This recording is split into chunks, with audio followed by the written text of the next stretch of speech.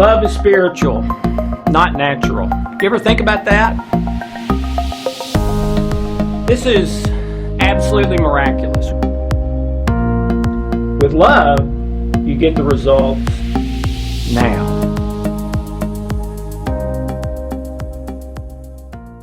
Hi, I'm Dr. Alex Loyd, and welcome to Deep Water. We have already discussed racism and the Black Lives Matter movement and what a big deal that is and how we have to resolve that if we're going to be the society that we want to be. We've talked about sexism and gender issues and how that is equally as important, and we have to address and come up with real solutions for both of those. But we've not yet addressed the biggest ism of all, and that's ageism. The age group 60 and above is the fastest growing area in the United States and in the world. In 1960, the average lifespan was 68. In 2017, the average lifespan is 80. In 2060, the average lifespan is predicted to be 86. From 2006 to 2016, there was a 36% increase in the age group 60 and above as the baby boomers are getting to retirement and retiring, the largest segment in American society. 20% of the population is in the age group 60 and above and growing. According to the World Health Organization, there's about 600 million in the world 60 and above. By 2025, the 600 million will be doubled. That 600 million was like 10 years ago. So by 2025, there'll be about 1.2 billion 60 and above in the world, and by 2050 it's predicted to be 2 billion 60 and above in the world. According to studies, 64% of those aged 60 and above do not have enough money to retire. They cannot retire. If they retire, they don't eat. If they retire, they don't have a roof over their head. And 50% of all age 60 and above have no savings whatsoever. And so in other words, they've got to eat. They've got to have a roof over their head, just like all colors, races have to have a roof over their head and food to eat, just as all sexes and every gender issue in the world, they have to have a roof over their head and food to eat, right? In fact, if that were not happening, there would be this immense public outcry, and there is in some cases, and there is an outcry.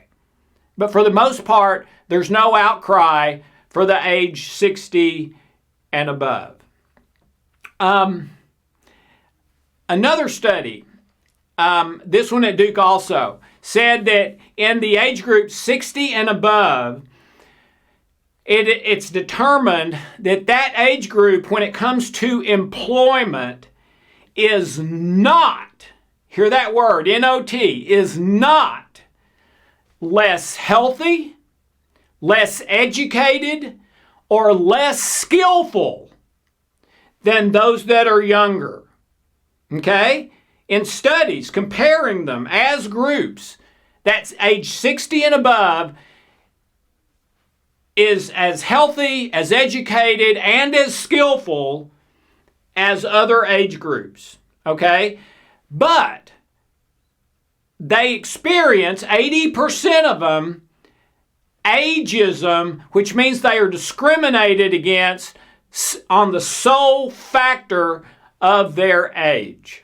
Now, when that happens, when they're discriminated against on the factor of their age based on a study, they lose 7.5 years of their life. It has such a devastating emotional and physical impact on them that on average, when ageism happens to a single individual, that individual will die 7.5 years earlier than they should have died.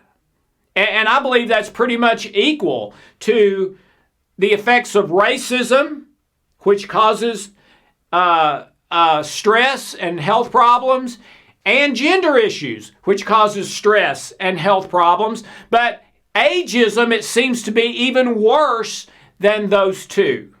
Okay? So what's my point?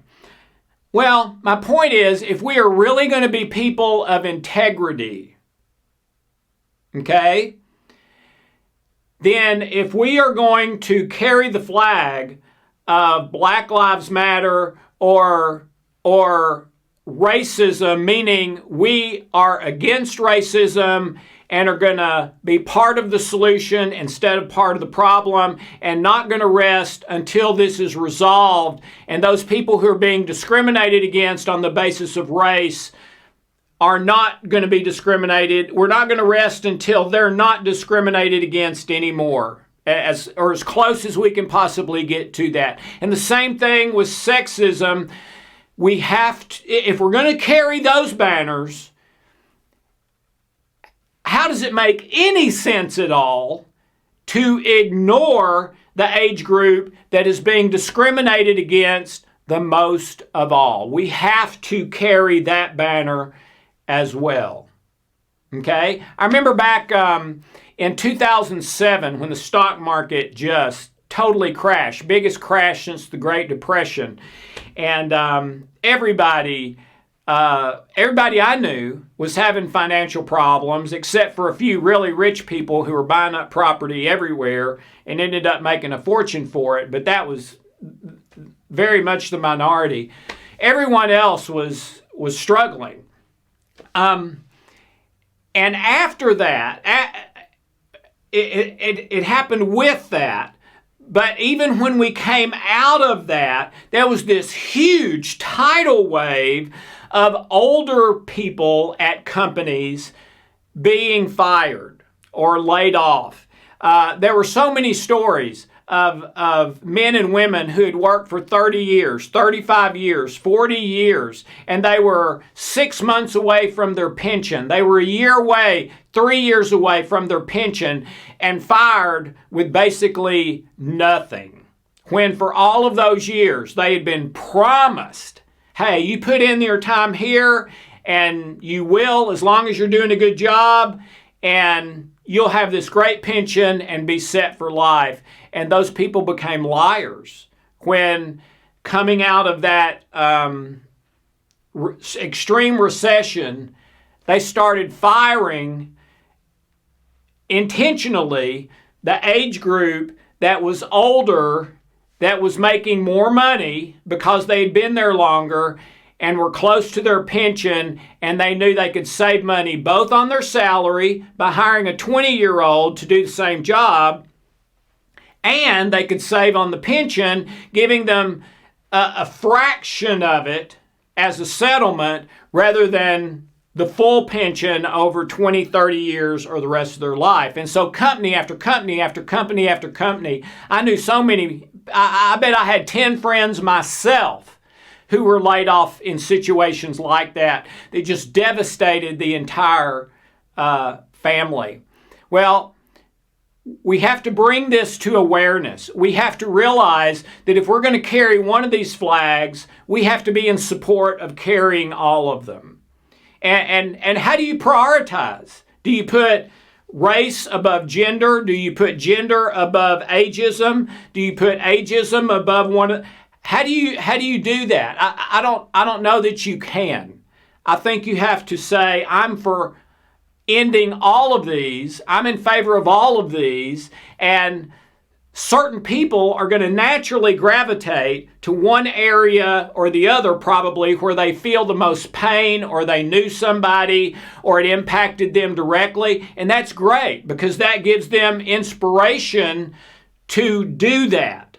But even if your place is working against racism, you should also, just to be in integrity, support eliminating ageism and gender discrimination issues, okay? And I don't think until we get a wave going, a critical mass going, like happened with racial issues and the Black Matter thing, and now we're seeing some real change, right? That I think a lot of it is wonderful. Now, I'm always against the violence, but we've seen some positive change. And I'm not supporting the Black Lives Matter official organization, just that idea that Black lives do matter and they have been greatly mistreated in history, as well as gender sexual issues, and we've got to end that and start working to heal the damage done.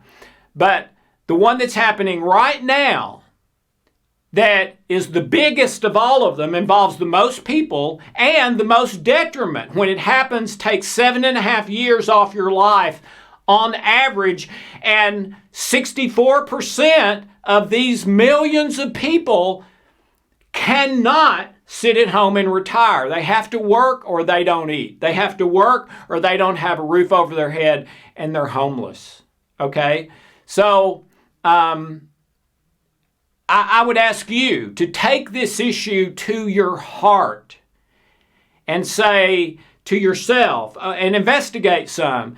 Okay, I am against ageism. I'm against racism. I'm against sexism. I'm against ageism. I'm against all these isms. And I'm going to help where I can, but I'm going to pray in support of them.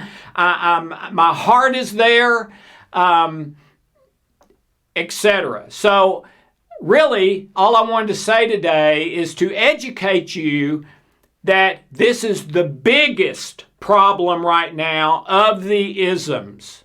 We have millions and millions of people who are being fired by discriminatory practices who have to work or they don't eat. And that number is increasing rapidly, and it's increasing faster than the numbers by far for sexism or racism.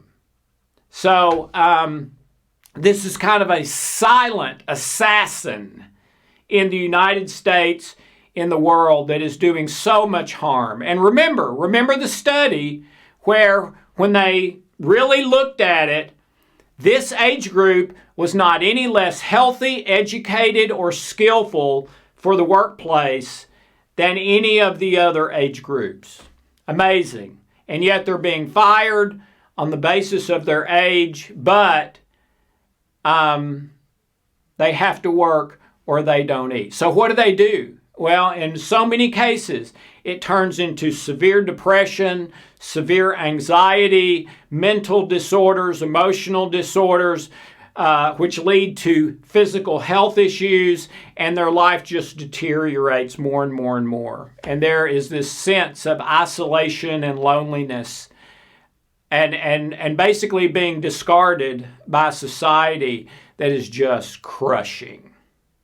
So this week, please say a prayer for the people in this situation and the millions more that are almost to it and looking it in the eye and terrified that the same thing is going to happen to them that has been happening to millions and millions for 15, 20 years now.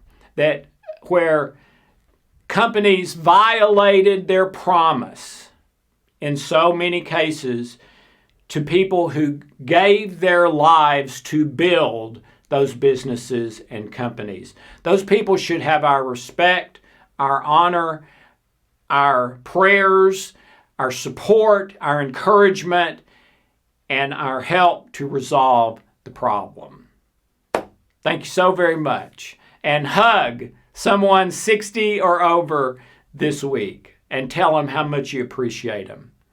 I love movies that make you think about things, that challenge you, that get your mind out of the box. I love things like that. And in the movie, The Curious Case of Benjamin Button, that came out, I don't know, 10 years ago, may have been longer, I don't know, with Brad Pitt.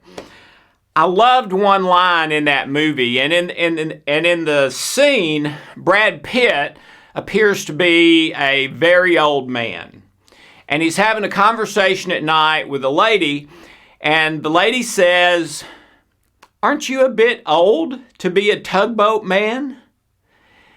And Brad Pitt says, "Oh, there's no age limit as long as you can do the work." And I believe that's where we need to get. Or get back to. Get to, because, we've lived up until now. It's changing. But in this mandatory retirement age thing, and that may have worked back in the 50s and 60s when guys they were starting at a company and finishing there and getting a pension for the rest of their life. My father-in-law is one of those, okay?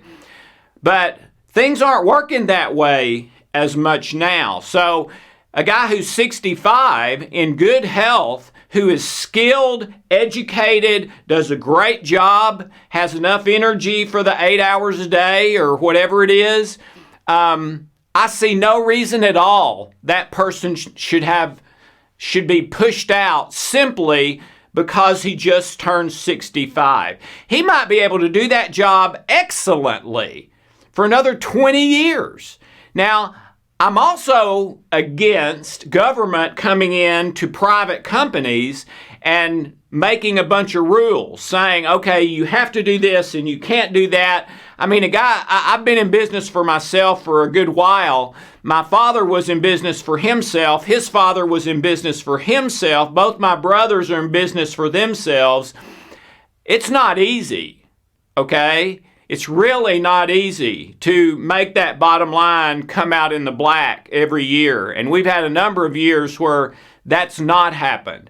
But what I think is a wonderful solution is, instead of the 65-year-old saying, okay, you're out because you're 65, even though you can still do your job really well, and we'll hire a 20-year-old to do the job who'll do it for half of what you're doing it for. Well, I certainly understand that from the point of view of the business owner, but why not, as the business owner, go to the 65-year-old and say, hey, the simple facts of this is I'm trying to be in the black instead of the red, and I can get a 20-year-old or 22-year-old straight out of college to do your job about as good as you could do it, but he's willing to do it for half the price.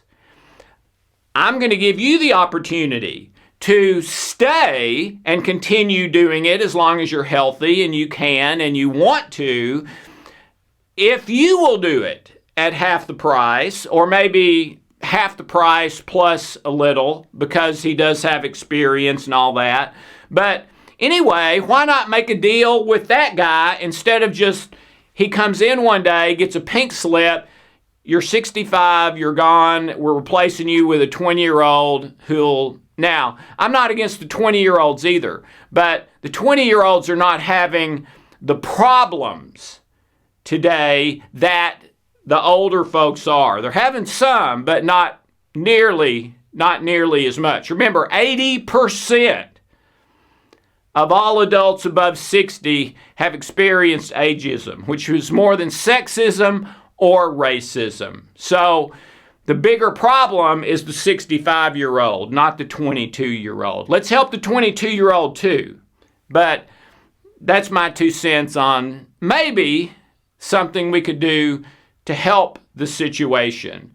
I loved it a number of years ago when my wife and I would go to Walmart and Costco and places like that, and there would be an elderly person greeting you when you came in. I love that. And that was the start of kind of a trend of hiring these people who still have plenty of life and health and experience, and I thought the older people were a lot friendlier than the young people that used to do stuff like that. I got into conversations with a number of them. Okay? Well, maybe some companies can start that has an idea. We're going to hire people 60 to 75 to be our workforce. Okay? And maybe you could get them a little cheaper or something, and that could be a benefit to your business. But anyway, let's work together and solve this, just as we're concerned about ageism and racism, and we should be. Let's be concerned and solve ageism. Thank you so much.